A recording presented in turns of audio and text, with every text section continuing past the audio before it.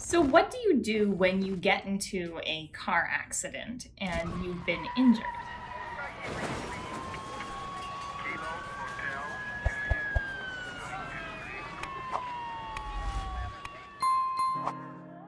Number one, you need to go and get medical treatment right away.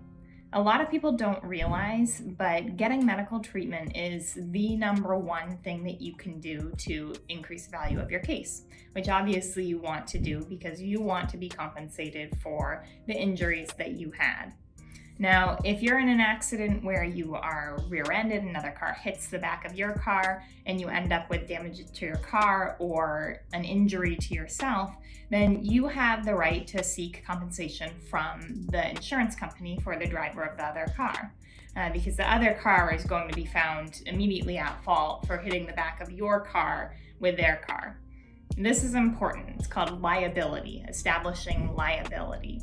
Once liability has been established, then the next part of the case is to look at what the specific damages are. Now, damages are assessed by things like lost time from work, pain and suffering, and medical bills. Those are the three big components of assessing damages. So number one, did you lose time from work? You need to submit pay stubs to show that you had to take sick time for the time that you were away from work as a result of this accident.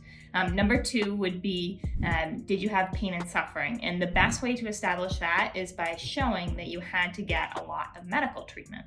So if you're injured, you do need to go right away to see the doctor to establish that connection between the injury and the car accident, and make sure that you get the medical documentation that you'll need to prove pain and suffering down the road.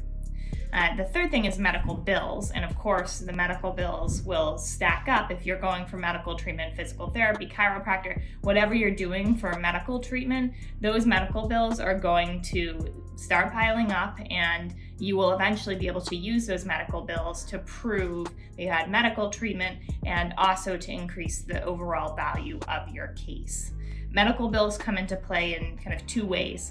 And when the insurance company is evaluating the overall settlement value, one, they're going to look at how many times did you see the doctor, how high are your medical bills, and then they will use that to, one, put that as part of the overall value of the claim, and then two, they'll also look at it as a way to prove pain and suffering. So if you are going in for medical treatment every couple of days because you're in so much pain you can't stand it, that's going to be something that can be used by the insurance company, by your attorney, or by yourself if you're representing yourself, to show that you were having a lot of pain, to really back up your claim for pain and suffering. So medical treatment is extremely, extremely important.